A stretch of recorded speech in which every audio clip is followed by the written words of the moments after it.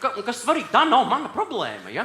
Tā ir rakstnieka problēma. Cilvēks nespēja izvēlēties, vai tā būs pilnīgi tukša telpa, vai vēl arī klavieres. Ja viņš iebāzā būs divas, tad viņas blakus, bet viena otrā. Ja? Un es tagad rītī ņemu un mokos. Telpā nebija pilnīgi nekā, izņemot milzīgas baltas klavieres, blakus kurām 13-gadīgā Alisīte pakāpusies uz 2 vienādiem grāmatu krāvumiem ar papardes ziedu rokās mēģināja dabūt kaķi no aizkaru stangas, kas tur uzrāpies ar televizora pulti rokās slēga, lai kanālus netālajā televizorā, kas krita uz nerviem gan 13-gadīgajai Alisītei, gan viņas ģimenei, kas satupusi pie zofā, lobīja pupas no pāksīm ārā.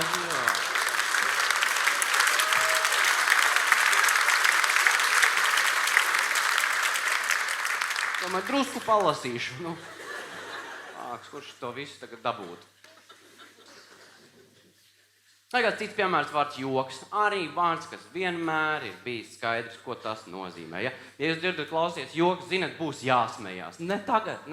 Ja? Pēc optimistiskas pirmizrādes satiku vienu paziņu, kas bija uz izrādi, un viņš man jautāja, kas tā tev bija? Komēdija vai kas tas ir par žanru? Es nesapratu. Nē, joks, normāli.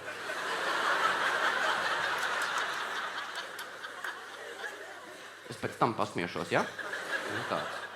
Ja, vai tu kādu satiec un saka, forši pričenš, tu pats griezi, vai tev ritenim ķēdierā, vai kas tev bija? Nē, joks, normāli. Nērauj. Es tad citu rakar tavu draudzeni redzēju, citu čali. Nē, joks. Ko? Pārsmieties. Tas vairāk tāds stāsts par jauno talantīgo jokdari, kurš devās Maskavas Forštates virzienā pajokoties. Nav redzēts. Vairāk. Ģimenes ērās. Joks. Jā, vai ārkārtīgi mīļa frāze man ir negribu tevi apbēdināt, bet. Jā. Kā var dabūt tādu salikumu? Ja? Nenāk priekšnieks pie padodām, saka, sveiks, negribu tevi apbēdināt, bet tu esi atlaists. Ja? Kā tā? Kā tas vispār var būt sarunas kaut kāds noslēgums? Tas var būt tikai un vienīgi beigas. Nevis sākums, bet beigas. Tikai un vienīgi. Jo vienmēr saruna turpinās pēc tā. Tur nevar būt turpinājums. Iedomājieties, tajā pašā stāstā nāk priekšnieks pie padotā un saka, sveiks, negribu tevi apbēdināt, un iet prom. Ja? Un tā katru dienu, ja? Jo viņš negrib apbēdināt. Un rītīgi mēģina sagribēt apbēdināt. Un tad arī atlaidīs. Kamēr negrib, tikmēr arī. Īsa saruna, man vairs tā nav ko teikt. Vai grib tevi apbēdināt? Ir sajūta, ka tas cilvēks ir piespiests. Ja viņš ir spiests apbēdināt, es negribu tevi apbēdināt, bet tu saproti pats. Ja man visi ģimeni ir sagūstīti, tur tie ārkārtīgie skrīveru separātisti, viņi tur pagrabā ģimeni, jā, spārda ar spilveniem, vājprāts, ja, tu esi atlaists. Tāds lielisks attaisnojums tāds pašam priekš sevis, tāds vairāk ir. Negribu tevi apbēdināt, tāpēc apbēdināšu negribot. Ja? Lūdzu, saņem un priecīgs. Ko, protams, var saprast, ka cilvēki negrib viens otru apbēdināt, jo esmu pilnīgi pārliecināts, ka cilvēks pēc dabas ir labs, pozitīvs, un ja cilvēkam ir iespēja izvēlēties darīt kaut ko labu, ne kaut ko ļaunu, viņš vienmēr izvēlēsies pozitīvo lietu. Ja, ko es to varu izdarīt šos secinājumus, protams, pēc sevis, ja, jo ja man ir tāda iespēja, nevienmēr ir, bet ja ir, tad es izvēlos vienmēr labo. Ja man ir jāpalīdz kādam, es labprāt palīdzu. Man nesen draugs izšķīrās no meitenes, es palīdzēju. Ja? Nevis izšķirties, bet pēc tam. Ja? Un parastais stāsts, tur nekas ekstrēms nebija. Klasika tāda čalis kopā ir ar meiteni, visu laiku domā, kā es gribu izšķirties, no meitenes. Tad, kad viņš izšķīrās, domāju, kā negribēju izšķirties. Ja? Un tad es saprotu, viņš tur sēž bēdīgs, ja metās alkoholā, riekstos, vājprāts. Un domāju, kaut kā es viņam varētu palīdzēt. Un kā var palīdzēt cilvēkam, kurš ir izšķīries? Es pēc sevis izdomāju, ka man palīdzētu tas, ka es uzzinātu, ka tā meitene nemaz tik forša nebija. Ja? Un tad es pie viņa gāju un tad viņam teicu, klausiet, ko es gribēju teikt, kamēr jūs bijāt tur kopā, negribēju neko tādu stāstīt, bet, zini, kas ir labi, ka izšķirāties. Jā, zini, vienreiz, īstenībā tev tā meitene traulis, rīktīgs traulis, vienreiz jūs ballītē dejojāt, ja? Es redzēju viņu no aizmūžas, man likās, ka tev kaut kas ir uzbrucis, ja? Es jau gribēju iet sist, nē, tavu draudzene, vāks. Stārķis viņa tev čali ir, stārķis. Un tā kā es saku stārķis, es nedomāju to smuko oranžo knābītu, es domāju neglītos ceļus. Ja? Es redzēju, kāda viņa ir ceļu. Es pat nevaru saprast, uz kuru pusi lokās, tā kā zirgam. Jā, vājprāt. Bīstami. Kādi jums būtu bērni? Beidz. Ārkārt. Un kas šajā stāstā ir svarīgi? Es tā nedomāju. Ja, es vienkārši mēģinu palīdzēt. Ja, un būtu jau bijis viss labi, ja es viņus nestiktu nākamajā dienā atkal kopā. Ja, un tad viņš nāk pretī, un tagad viņš zina, ko es domāju, ka viņa draudzene ir stārķis. Ja. Ko es nedaru. Nu, mēs esam mazāk draugi tagad, bet nekas. Kam negadās. Bet šī viena no lietām, ko mēs jau aprunājām, ir komunikācijas lietas, kas mums var novest līdz pesimismam, bet vēl arī neskaitāmas lietas mūsu rīcībā ir apspriešanas vērtas, kā piemēram, daudzos veikalos ir tādas akcijas, kur jūs kaut ko pērkat, un atkarībā no tā, cik daudz jūs nopirkāt, jums dod novelcenītas tādas mazas uzlīmītas, ko jālīmē grāmatiņās. Zini tā, ja? Jā, ļoti jau. Tad iziesim cauri, ja? Soli pa solim, kas notiek šajā akcijā. Tātad, jūs ejat uz veikalu, pērkat kaut ko jums ļoti vajag, par to jums beigās iedod vēl arī novelcenītas. Jūs viņus smuki līmējat iekšā grāmatiņā, ja? Taisni līmē, nevar šķībi līmēt, tu pēc tam vērtēs, ja? Vēl varbūt neiedos neko. Ja? Jūs smuki salīmējat, tagad ir grāmatiņa pilna salīmēta, jūs priecīgi ejat uz veikalu, ja? Un pa milzīgu atlaidi pērkat kaut ko jūs nekad neesat gribējis pirkt. Ja, piemēram, Narvesenā bija tā akcija ar to Ice Age. Ja, tur varēja nopirkt tas krūzītes ar mamutu virsū. Ja. Man nekad nav bijis tā, ka es naktī pamostos nospīdis augstiem sviedriem, domāju, mamutu krūzi vajaga man. Kur lai nopērk bāc? Visur nenormāli dārgas. Ka varētu ar atlaidi dabūt. Jā. Man nav bijis, ka, teiksim, man draugi atrod kaut kur 5 naktī bārā pie letas ritīgi pārdzērušas un prasa, Jāni, kas tev ir? Man nav krūzes ar mamatu. Es gribu taisīt pašnāvības. Nelaimīgs. Nav. Man tā nav bijis. Man ir 6.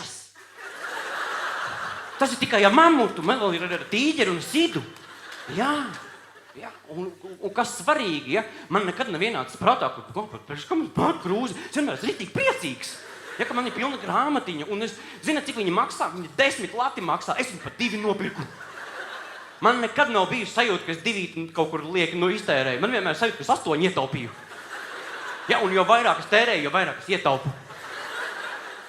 Un tad vēl ir, tās akcijas daudz, un viņas ir visur, un tu visu laiku kaut ko krāji.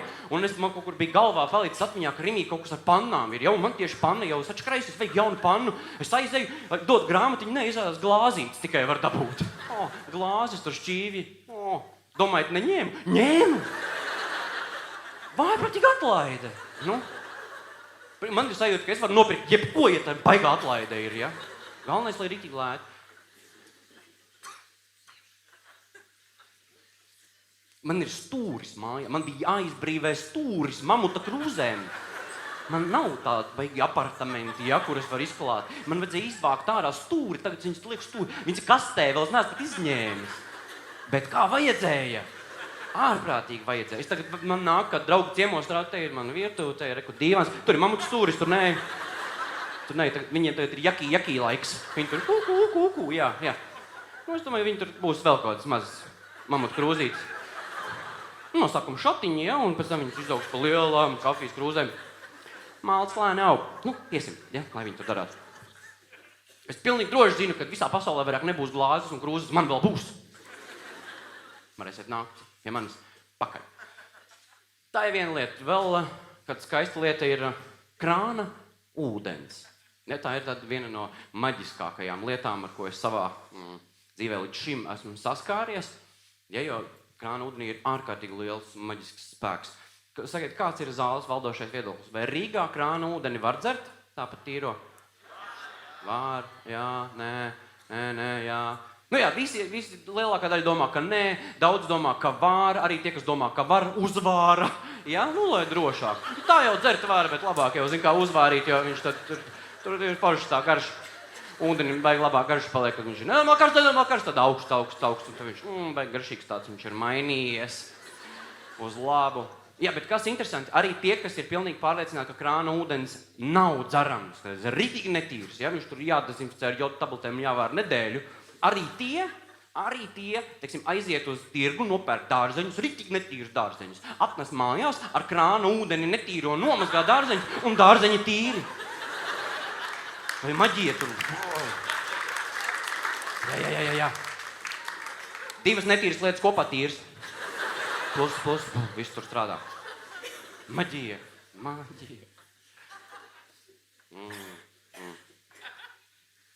Vēl pasaule, kas man liekas, man ik pa brīdim nav saprotama, rada daudz jautājums, ir motociklistu pasaule, ja tagad tuvojās lēnām sezona, pavasaris toņi visi līdīs no alām laukā, ja, ar saviem meža zvēriem.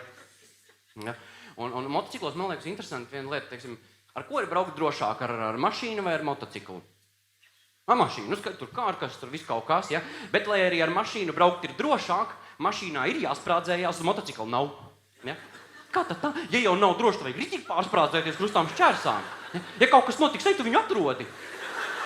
Motocikli, es nezinu, kaut kur viņam jābūt. Nav jau dzērve, kaut kur tā, ka viņš te ir. Baigi jau viņš neaizlidoja. Ja? Kad viņi dabūs? Un man nav skaidrs, priekš kam viņi ir tik nenormāli skaļi. Ārvēc, kā troksnis. Vasarā kaut kad naktī, ja purciemā kāds iedarbina motociklu, es centrā dzirdu. Tur pa ceļām vienkārši tu var dzirdēt, kā sāk strādāt signalizācijas mašīnām. Tu dzirdi, kur viņš brauc vienkārši pa pilsētu. Ir tāds ceļš, ka cilvēki ritīgi sūdzējušies. Baigi klusie tie motocikli, uztaisiet skaļākus. Es eju pa ielu, viss Twitterī pēc motocikls. Ja nevar dzirdēt, uztaisiet lūdzu nenormāli, lai ir skaļi. Un skaļumam man ir kolosāls piemērs, cik skaļi ir motocikli. Eju pa ielu, un tur krustojums, pie krustojuma luksafors, un blakus luksaforam notiek kaut kādi ceļu darbi, kaut kāds remonts. Ja, tur ir vīrs, kas ar perforātoru jauc ārā trotuāru, ja, tur ņemās pa asfaltu, un tas ir skaļi. Ja, kas ir skaļi, tad perforātors tas ir skaļi. Tajā brīdī, kad viņš ir pilnā darba dunā, iedegās sarkanā gaisma, un blakus apstājās šosejnieks. Ja, un tas čalis, viņš un viņš vienā brīdī viņu ceļ augšā, viņam liekas, ka viņš ir noslāpis.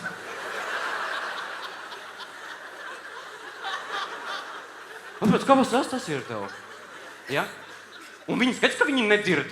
Motociklisti nekad jau nedzird, viņiem ir ķivers. Ja? Ko cilvēks dzird ar ķiveru uz motocikla?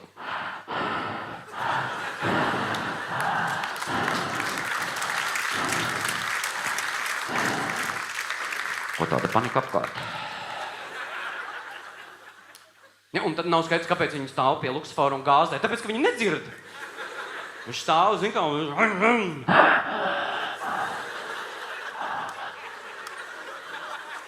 Ja viņi vienmēr ir sacensībās, ja? Tik līdz iedegās zaļais, viņi jau pirmie aizbrauc.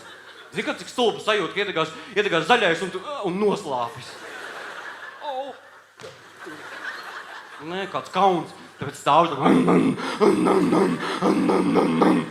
Viss benzīna patēriņš principā ir uz luksaforu ir. Kas tur ir bāci?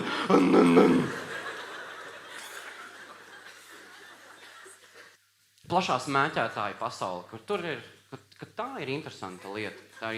Un arī kā attīstījusies. Ja es atceros, kādreiz uz tabakas izstrādājiem bija tādi vienkārši necili uzrakstiņi, ja, ka veselības ministrija brīdina, ja, ka baigi forši nebūs. Ja, nekas tāds, tā kā elpot netīru gaisu. Ja, atslāpsti. Ja, un tagad vairs tā nav, tagad ir jaunās paaudzes tabakas tā nogalina. Ja, tagad ir 2-3 cigaretes. Viņi ir rītīgi strādājuši pie tā, jo nemīra vairāk cilvēki, saprot? Viņiem izstrādājas imunitāti, un viņi tur liek klāt kaut kādus papildu vielas, ja? Kādreiz tur arī bija tikai 2 darba un nikotīns, tagad, kas tur zilskāba vēl visu kaut ko liek klāt. Nemīras.